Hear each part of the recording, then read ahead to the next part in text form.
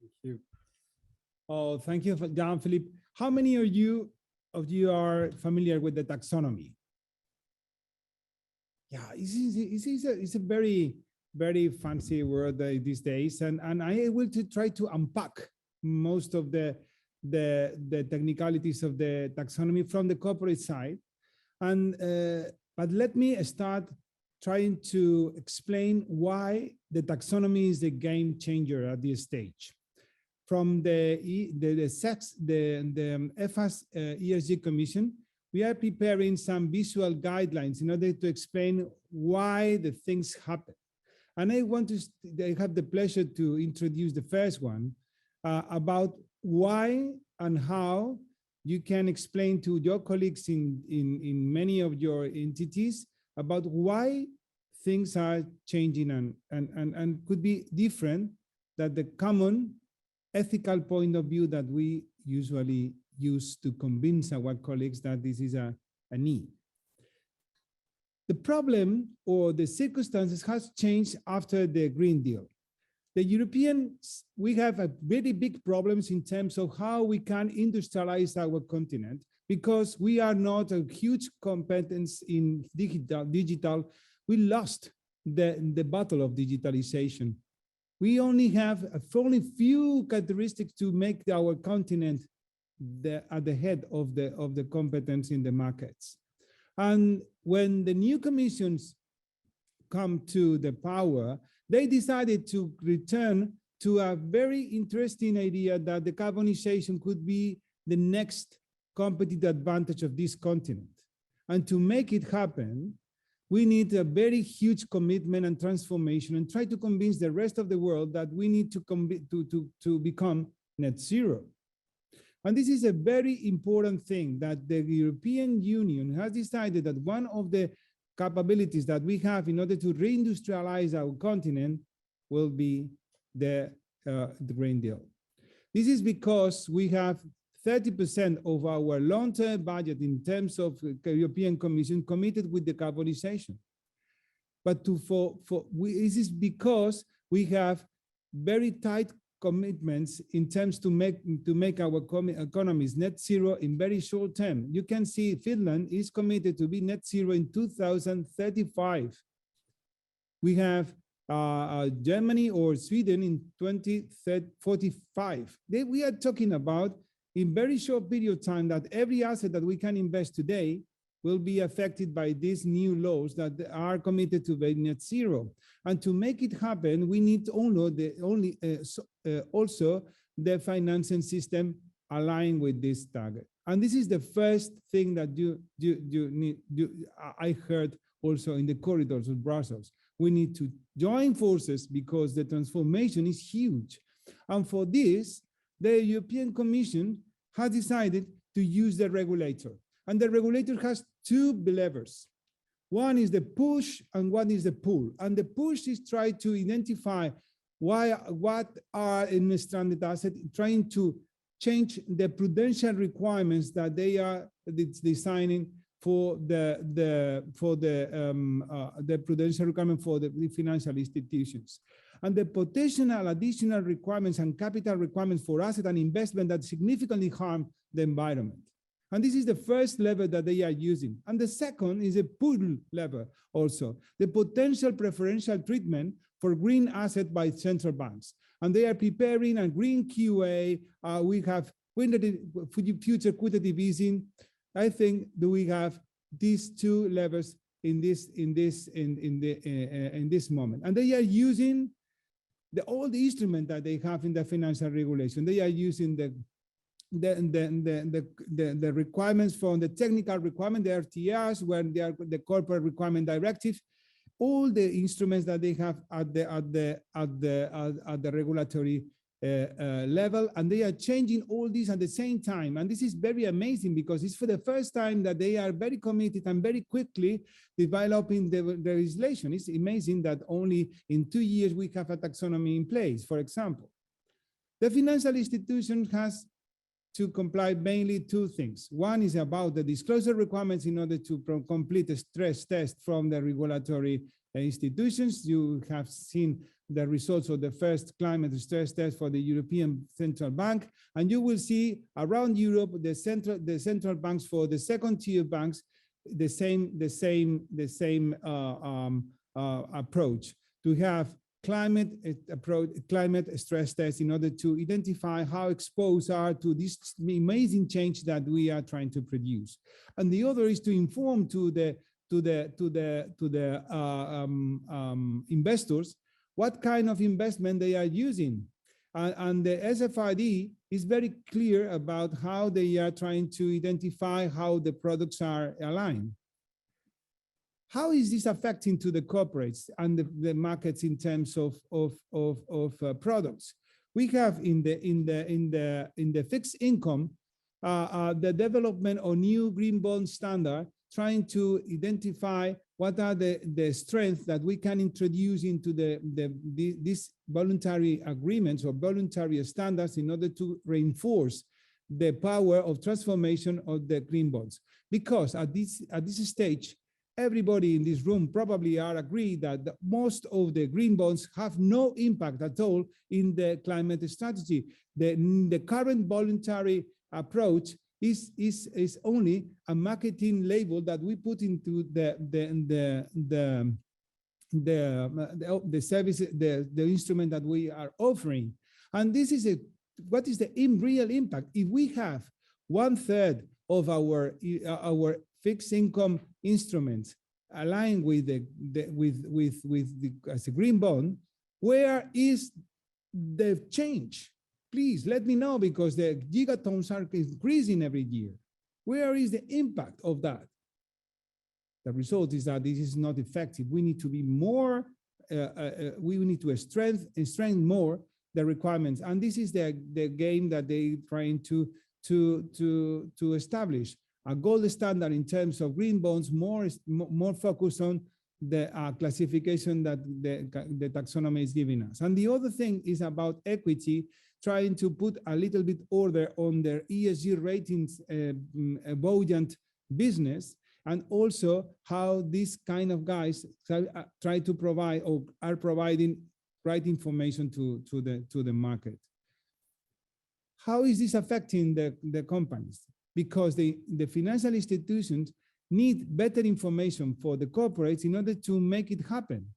And for that, we have two bottoms now. We have the SFRD or the CESG the disclosure directive that we will talk about in the next panel, and the regulation of the taxonomy, trying to identify what are green and what is not green. And what is not green or what is green is key, is a key element in all this in architecture, because we need to start, the starting point of all the sustainable finance plan is related about how we define green. And I will try to explain how the taxonomy has defined what is green and what is not. You can agree or not, but it's the technical elements that they have. This is the visual guide. If you have comments on that, we have implemented a menti.com, and you have the code there, 26097997. If you want to make some comments about how we can, if you can help us in order to send out your suggestions about how we can improve these visual guides in order to explain to other people that we are not talking only about the emergency of climate. We are talking also about the architecture that the European Union has decided to establish in order to move in this direction, the financial systems. We started with the taxonomy in 2019. We have as a company, three exercises, and I want to share with you three things. What makes the taxonomy different? What is next on the taxonomy? What is the next steps? And how to implement in a corporate, how you can explain to your investment companies or the corporates the beauty of taxonomy, because it's very useful and it's more simply than you can imagine, to be honest. First, what makes the taxonomy different? You can, my previous colleagues brightly explain where is the problem, but let me give you a view from the investor side. You have to change we are an infrastructure investor, and our investment has around 20, 30 years in terms of tenor. If you are thinking about 20 or 30 years, you are in another world. You're in another kind of world. To be honest, if you don't think that the roads, the desalination plants, or the energy plants that we are building, not taking into account the climate, we are putting in risk our shareholders, because it's part of the equation. It's part of the equation. And imagine that we are in the Back to the Future car. Do you remember the film that the Back to the Future, very old, for the 80s? It could be you are so young to remember that. But imagine that we are in the DeLorean. Some person in a previous conference said to me that the car has a name, and this is DeLorean. Okay, and all of us, we go through this time machine, and we appear in 2050, and open the door, and we ask to the people there, okay, guys, are we carbon neutral? Say yes. We become carbon neutral last year. Okay, and how the electricity is produced? The answer of this question in this time machine is the taxonomy. It's not about what we are doing things better today. It's how we need to imagine the things in 2050 in a net zero economy. And probably the citizen or the person that answer with less of 100 grams of CO2 per kilowatt hour. This is not a prescription of a technology. It's a technical solution in order to solve the problem. This is the first difference that is huge, very important. And to do that, the European Commission mandate the technical expert group for sustainable finance in order to identify what are the most contributors. Second lesson, don't pressure your clients in order to be aligned with the taxonomy, because the best place is not be in the scope of the most contributors.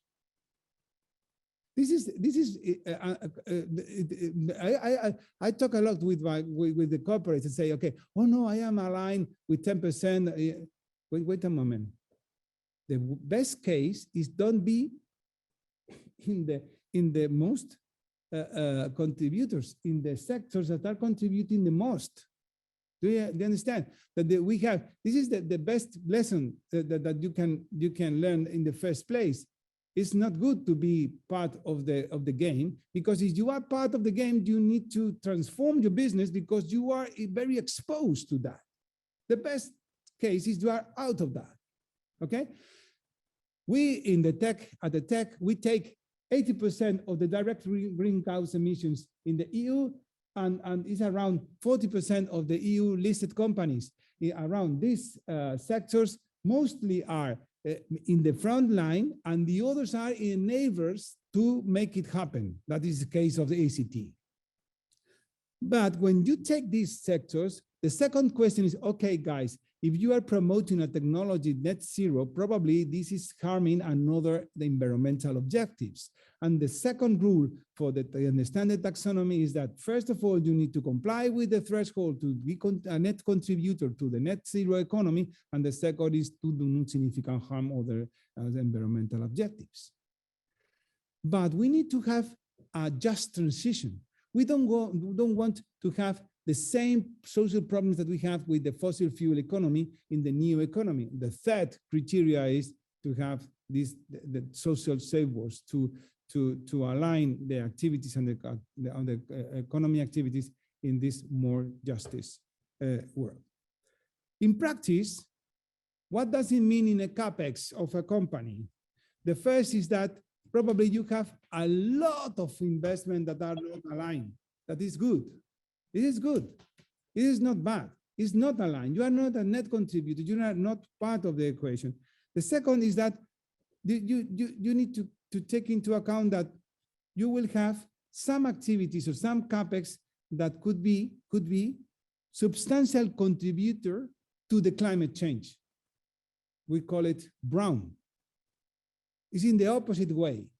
And in the same, in one company, you can have both. You can have substantial contribution to mitigation and also brown. This is in this case, I have it. I have in my company, I have investment that this is in the opposite side. And I have also some investment that have some contribution, but not substantial contribution. That is also important. The threshold that the taxonomy is promoting is the net zero 2050. It is very clear that it is a small improvements are not capex aligned with the taxonomy.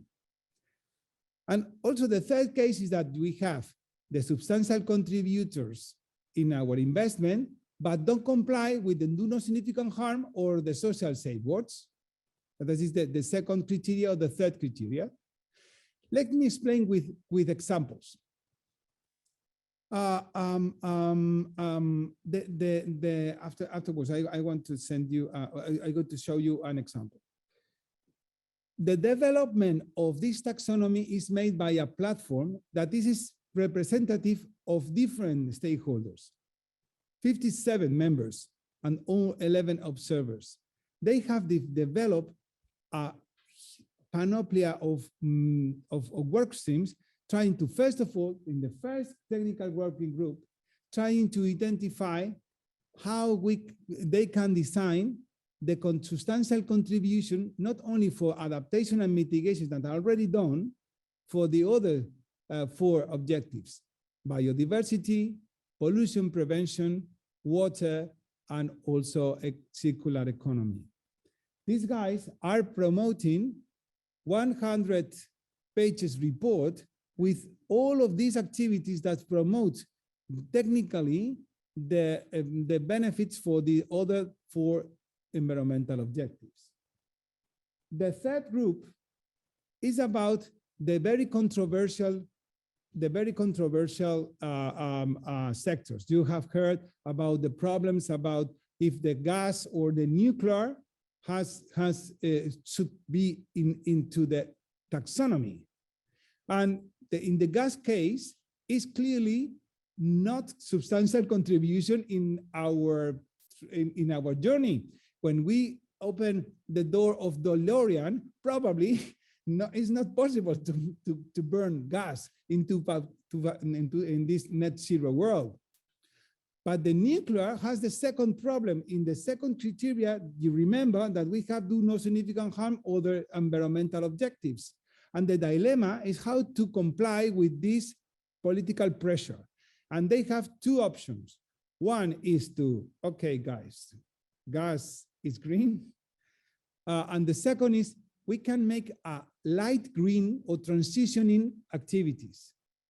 Transitioning activities that have they have another pathway. They don't consider green as the part of the taxonomy, but can be part of the second tier of activities. And the investors should decide if they want to have this in their portfolios. But to be honest, I believe in the Greta Thunberg test for the investor financing products. When you have a fund, imagine that if Greta Thunberg could invest in this. If you have these guys that are very high score in the ESG rating, blah, blah, blah, but are Shell, BP, or Exxon, probably you are not making good things if you want to make it credible for the investment in the retail. And this is the dilemma that they have. If we have not clear criteria from the taxonomy and we try to open the back door, probably we are losing credibility for the movement that we are trying to make. And this movement should be authentic. This is one part of the equation.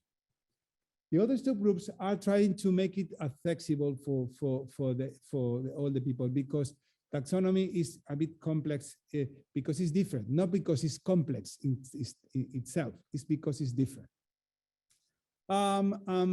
Here are the other objectives, and here is the link to the 900 pages report that describe the other activities that they are proposing for the rest of the taxonomies that they are preparing. What are the calendar?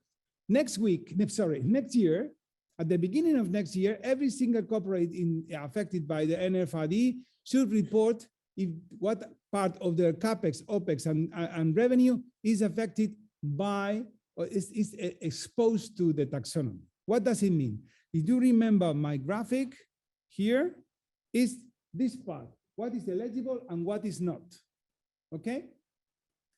And this is very important because this is the first approach that we need to make as a corporate in order to understand what is behind the taxonomy. But next year, in the 2023, we need to have a full reporting of CAPEX, OPEX, and revenue, looking for the taxonomy requirements. And only in 2024, if nothing happened, because we think that could be some resistance from the financial sector in order to comply with these very tight deadlines, we need to make it happen also in the financial sector. This is really, really a challenge. It's a challenge. Because what happened with the companies that are investing outside of the European Union? That this is a very good question.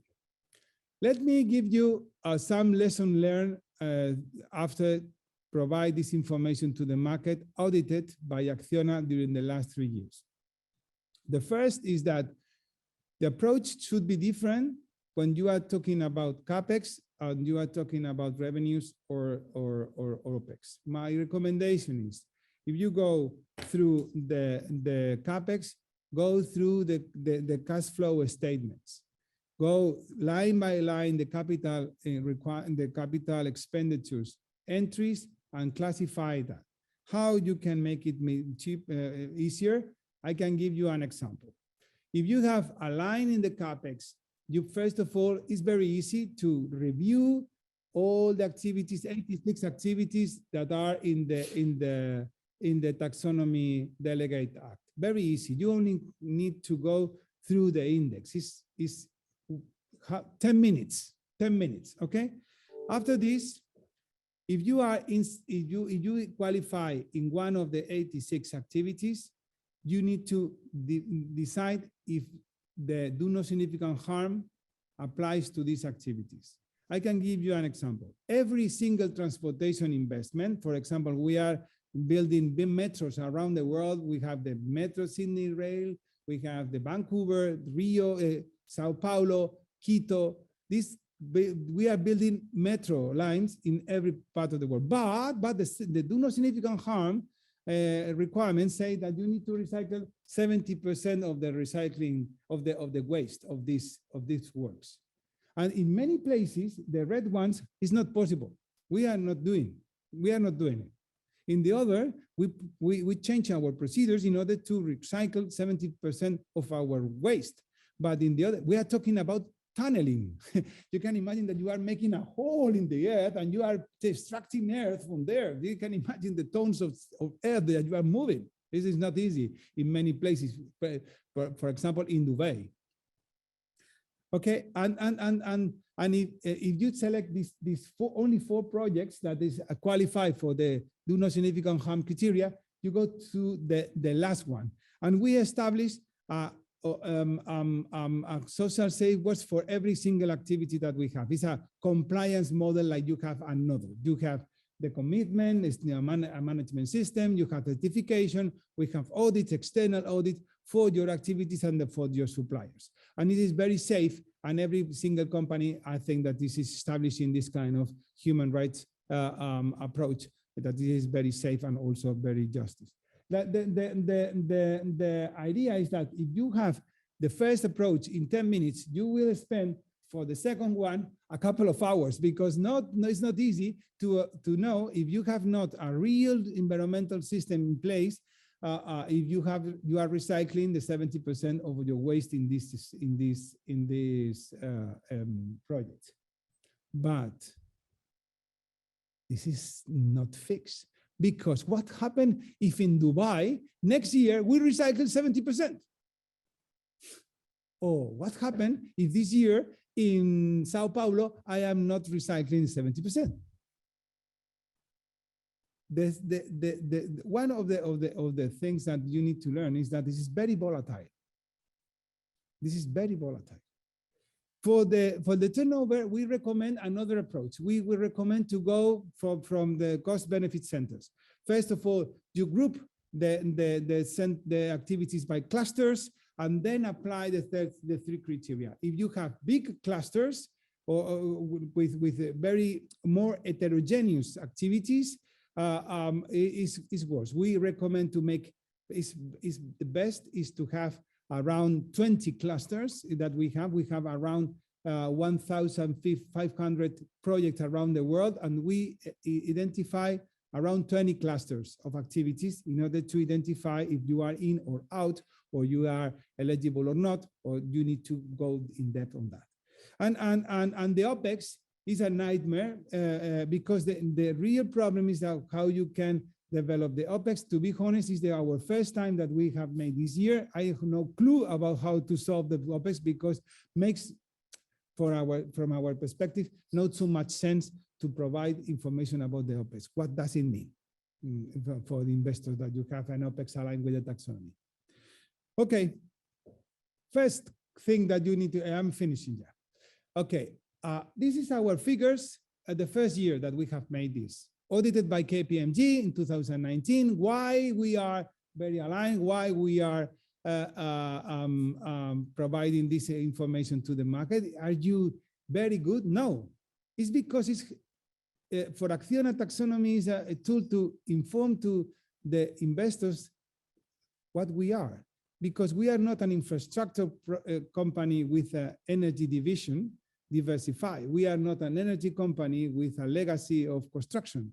We are a company who is looking for opportunities in this low carbon economy activities, and we have electric vehicles factory, we have sharing, we are building metros, we are having desalination plants, or providing renewable energy for value of 10 gigawatts, only pure renewable energy for 10 gigawatts. And the taxonomy help us to explain what is Acciona. This is the reason that we finally decided to make this extra effort, because we want to make a detox diet for the investors who has problems to decarbonize their portfolios. Okay, but let me give you lesson learned. This is our first approach. The second, we went down. In 2020, we had less alignment than in 20. Why? Because it's very volatile. We are talking about CapEx. If you are not aligned because you are investing in another category that is not in the 86 activities of the taxonomy, it's not because you are worse. It's because the taxonomy is not contemplating this kind of into the scope. Yep. We have many lessons that I have not so much time to explain to you. And you can find in our web pages many tools in order to help investors and also to other companies to understand what is behind the taxonomy, because we are very convinced that we are the first company of a new sector, but we don't want to be the unique. We want to have more companies aligned with this transformation. And we are using this to issue around, now we have 5 billion euros in green bonds aligned with the EU taxonomy, and also sustainability linked bonds aligned with the comply with the 90% of investment in capex with the EU taxonomy. For us, it's very useful, but not only as a reporting tool. We are very interested that the taxonomy is a very strategic tool in order to shift, to transform the companies in the direction of the decarbonization opportunities are pointed out. I hope that you find useful this information. The presentation is also available for you, and we also ask for your if you can add or want to more information about these visual guidelines. We are very pleased to collect your suggestions and improve these tools in order to explain better what is this complexity that at the end of the day is not so complex. The problem is that you are in front of 900 pages book and say, okay, guys, I will need to a Twitter to understand what is that. And this is not the case. I think that this is a wonderful tool that is a game changer. We are we are in the case that we are only assessing the company ESG behavior, and this makes no sense in the future. It's not about how, it's about what. It's not about the how will be the normal, the new normal. Everybody should comply with these requirements of that we are calling this in these days ESG, and we need to focus in order to make it happen, the real transformation, to real impact, to go about the what. And the taxonomy is enlightening this new pathway. Thank you very much.